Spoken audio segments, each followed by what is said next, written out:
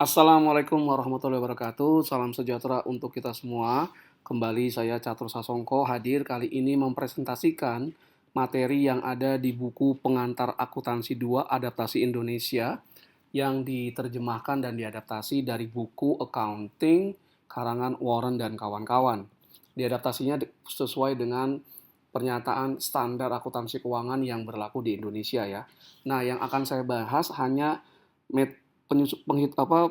penyusunan laporan kas dengan metode langsung. Adapun yang metode langsungnya sudah ada videonya sendiri.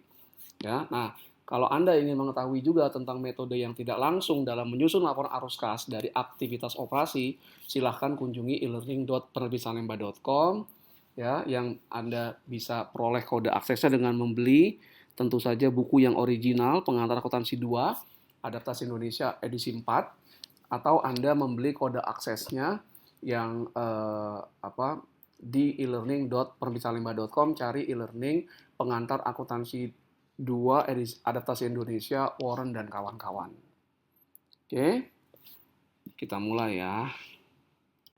Laporan arus kas menyediakan informasi tentang kemampuan perusahaan untuk yang pertama menghasilkan kas dari aktivitas operasi. Yang kedua, mempertahankan dan meningkatkan kapasitas operasi, memenuhi kewajiban keuangan, dan yang terakhir untuk membayar dividen. Jadi, keempat kemampuan ini dapat dilihat dari laporan arus kas yang menyediakan informasi untuk menyediakan kas untuk keperluan empat keperluan ini. Ada 3 aktivitas yang dilaporkan pada laporan arus kas. Yang pertama adalah arus kas dari aktivitas operasi. Arus kas yang berasal dari transaksi yang mempengaruhi laba tahun berjalan perusahaan. Jadi dari penjualan, dari pembayaran utang, pembayaran beban gaji. Nah, itu arus kas dari aktivitas operasi.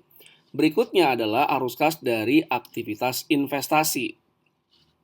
Ini adalah arus kas yang berasal dari transaksi yang mempengaruhi investasi dalam aset tidak lancar, aset tetap, aset tak berwujud, investasi jangka panjang. Nah, itu transaksinya akan dilaporkan kasnya di arus kas dari aktivitas investasi. Berikutnya adalah arus kas dari aktivitas pendanaan. Arus kas yang berasal dari transaksi yang mempengaruhi utang dan ekuitas perusahaan. Nah, yang dari aktivitas pendanaan ini ada kaitannya dengan struktur permodalan perusahaan. Jadi arus kas dari misalnya arus kas masuk yang diterima dari misalnya penerbitan surat utang jangka panjang atau obligasi. Arus kas yang diterima dari penerbitan saham biasa. Nah, itu arus kas dari pendanaan. Termasuk arus kas yang digunakan atau dikeluarkan untuk membayarkan dividen kepada pemegang saham, itu masuk dari arus kas dari aktivitas pendanaan. Silakan Anda baca bukunya agar Anda memperoleh informasi lengkap mana sih yang masuk dalam arus kas aktivitas operasi, investasi, dan pendanaan. Itu tidak boleh salah tempat. Jadi misalnya dia arus kas dari aktivitas investasi, tapi Anda taruh di arus kas dari aktivitas operasi. Mungkin nanti hasil akhirnya benar, tapi penempatannya salah, jadi nanti kas yang dilaporkan dari 3 aktivitas ini menjadi salah dan dapat menyesatkan bagi pengambil keputusan yang menggunakan informasi laporan arus kas perusahaan yang salah. Ada 2 metode dalam penyusunan arus kas dari aktivitas operasi. Yang pertama adalah metode langsung atau direct method, dan yang kedua adalah metode tidak langsung atau indirect method. Dengan metode langsung, arus kas dari aktivitas operasi melaporkan arus kas masuk penerimaan dan arus kas keluar dari aktivitas operasi. Jadi mudahnya metode langsung ini melaporkan arus kas dari aktivitas operasi berdasarkan dari sumber penerimaan kasnya dan pengeluaran kasnya untuk apa saja atau penggunaannya. Sedangkan untuk metode tidak langsung atau indirect method melaporkan arus kas dimulai dari laba setelah pajak atau laba neto dan menyesuaikannya untuk pendapatan dan beban yang tidak melibatkan penerimaan atau pembayaran kas. Berikutnya kita masuk ke bagian penyusunan laporan arus kas, tapi menggunakan metode langsung dalam menghitung arus kas dari kegiatan operasi. Sebelumnya, menyusun laporan arus kas untuk aktivitas operasi, arus kas aktivitas operasi, itu menggunakan metode tidak langsung atau indirect method. Nah, sekarang kita menggunakan metode langsung atau direct method. Nah, dengan menggunakan metode langsung, arus kas aktivitas operasi itu diperoleh dengan cara pertama mencari penerimaan kas dari pelanggan, kemudian mencari pengeluaran untuk kas untuk persediaan, untuk beban operasi, untuk pembayaran bunga, dan untuk pembayaran pajak. Slide-slide berikutnya akan menjelaskan formula untuk mencari penerimaan kas dari pelanggan, pembayaran untuk persediaan, pembayaran beban operasi, pembayaran bunga, dan pembayaran pajak. Baca kembali bukunya Pengantar Akuntansi 2, edisi 4, Warren dan kawan-kawan yang diterjemahkan dari Accounting Warren dan kawan-kawan. Untuk memperoleh gambaran secara lengkap terkait dengan penyusunan laporan arus kas dengan metode langsung. Jangan hanya mengandalkan video ini atau slide yang Anda terima. Dalam penyusunan metode langsung untuk menghitung arus kas dari aktivitas operasi, yang pertama kita lakukan adalah kita menghitung penerimaan kas dari pelanggan. Nah, berikut ini adalah formula dari perhitungan penerimaan kas dari pelanggan. Pertama kita lihat, kita masukkan angka penjualan yang ada di laporan laba rugi, kemudian ditambahkan kalau ada penurunan piutang usaha, atau dikurangkan kalau ada kenaikan dalam piutang usaha. Jadi contohnya misalnya adalah penjualannya, katakan penjualan tahun 2024. Katakan misalnya 100 miliar. Nah, dapat angka ini, sekarang kita lihat apa yang terjadi piutang usaha di 2024, naik atau turun. Nah, katakanlah piutang atau account receivable per 31 Desember 2024 itu adalah 50 M. Adapun piutang usaha per 31 Desember 2023 ya, kita menggunakan laporan keuangan komparatif. Di sini kita membandingkan piutang akhir tahun 2024 dan piutang akhir tahun 2023.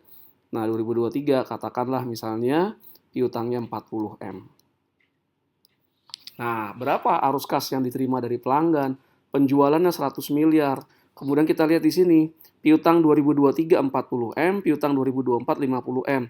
Terjadi kenaikan dalam piutang sebesar 10 M. Nah, kita lihat penjualannya 100 M ya. Kemudian yang terjadi ada kenaikan piutang 10 miliar di tahun 2024. Maka nih kalau kenaikan piutang dia dikurangi. Maka penjualan 100 M dikurangi kenaikan piutangnya 10 M, maka kas yang diterima dari pelanggannya adalah 90 miliar. Berikutnya kita menghitung pengeluaran kas untuk persediaan. Nah, ini ada dua hal yang harus dilihat terkait persediaan dan terkait utang dagangnya. Nah, jadi kita mulai dari beban pokok penjualan atau cost of goods sold dalam laporan laba rugi. Kemudian kita lihat persediaan di neraca laporan posisi keuangan komparatif. Apakah persediaan naik atau turun ya, seperti yang tadi di penjualan cara perhitungannya.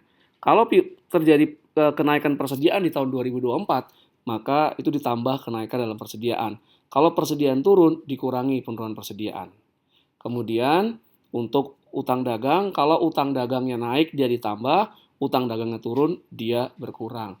Berarti yang dilihat pertama adalah untuk tahun 2024 misalnya berapa COGS tahun 2024. Kemudian kita lihat apakah di persediaan per 31 Desember 2024 dibandingkan persediaan tahun 2023 terjadi kenaikan atau terjadi penurunan. Kalau kenaikan, beban pokok ditambah kenaikan persediaan. Kalau berkurang, beban pokok dikurangi penurunan.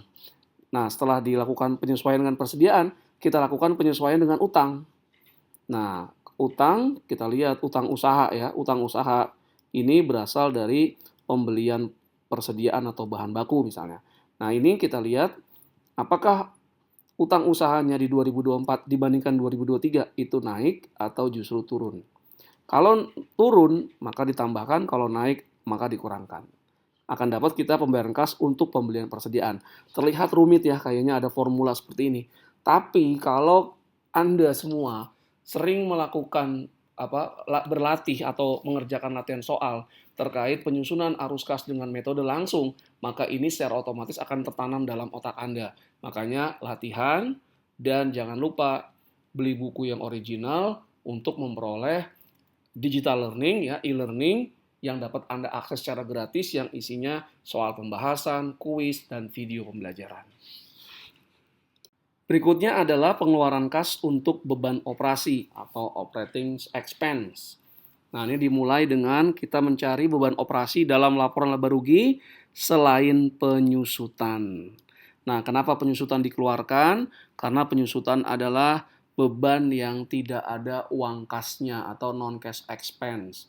Laporan arus kas hanya melaporkan aktivitas yang ada penerimaan kas dan pengeluaran kasnya. Penyusutan tidak ada uang kas keluar. Makanya dia dikurangkan dari beban operasi. Nah, kemudian disesuaikan dengan kalau terjadi penurunan dalam beban operasi, maka dia beban operasi yang selain penyusutan ditambah. Penurunan dalam beban yang masih harus dibayar, Kemudian dikurangi kenaikan dalam beban yang masih harus dibayar. Beban masih harus dibayar adalah beban-beban yang sudah diakui tapi belum dibayar. Dia ada di posisi liabilitas lancar. Ya, liabilitas lancar. Maka mulai dari beban operasi selain penyusutan. Nah, kemudian disesuaikan nih, kita lihat beban yang masih harus dibayar atau accrued expense ya. Ini 31 Desember 2024. Ini kan beban operasi 2024 ya. Dikurangi 31 Desember 2023. Nah, ini dampaknya apa nih? Kalau dia terjadi kenaikan, maka beban operasi selain penyusutan dikurangi kenaikan dalam beban yang masih harus dibayar.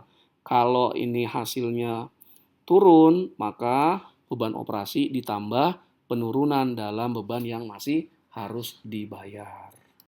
Berikutnya adalah pengeluaran kas untuk pembayaran bunga. Nah, ini dimulai dari lihat beban bunga yang ada pada laporan laba rugi, kemudian disesuaikan. Lihat ke utang bunga. Kalau terjadi penurunan dalam utang bunga, maka dia ditambahkan. Tapi kalau sebaliknya terjadi kenaikan dalam utang bunga, dikurangkan. Berarti misalnya kita hitung sekarang beban bunga, kita cari dalam laporan laba rugi tahun 2024, beban bunga 2024, kemudian kita sesuaikan di utang bunga, interest liabilities ya. Utang bunga komparatif nih, berarti 31 Desember 2024 dikurangi 31 Desember 2023. Nah, apakah terjadi kenaikan? Kalau terjadi kenaikan, maka beban bunga dikurangi kenaikan utang bunga. Kalau turun, berarti dia ditambah beban bunganya. Untuk dapat pembayaran kas untuk bunga di tahun 2024 contohnya. Oke. Terakhir adalah pengeluaran kas untuk pembayaran pajak penghasilan. Kita mulai dari beban pajak yang dilaporkan dalam laporan laba rugi, kemudian disesuaikan kalau terjadi penurunan dalam utang pajak penghasilan, maka dia ditambahkan beban pajaknya. Kalau terjadi kenaikan dalam utang pajak penghasilan, dia dikurangkan beban pajaknya. Berarti katakanlah beban pajak tahun 2024 nanti disesuaikan dengan utang pajak ya, tax liability, utang pajak penghasilan. Nah, utang pajak. Berarti utang pajak 31 Desember 2024 dikurangi utang pajak 31 Desember 2023. Nah, kalau terjadi kenaikan, maka beban pajak dikurangi kenaikan dalam utang pajak. Kalau penurunan, ditambahkan.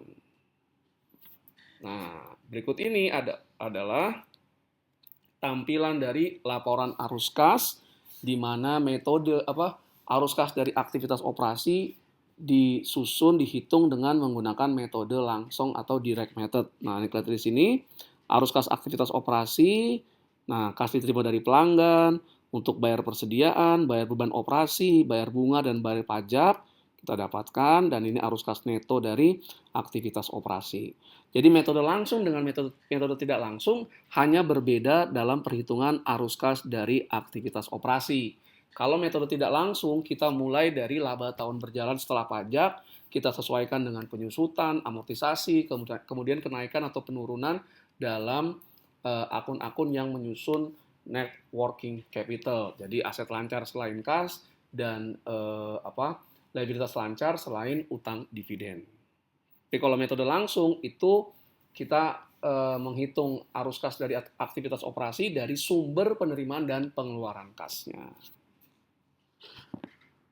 Dengan demikian berakhir sudah presentasi saya terkait penyusunan laporan arus kas dengan menggunakan metode langsung atau direct method.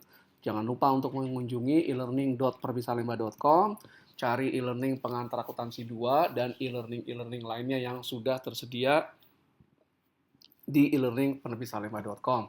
Terima kasih atas segala perhatiannya. Mohon maaf jika ada berbagai kekurangan. Saya tutup. Assalamualaikum warahmatullahi wabarakatuh. Salam sejahtera untuk kita semua.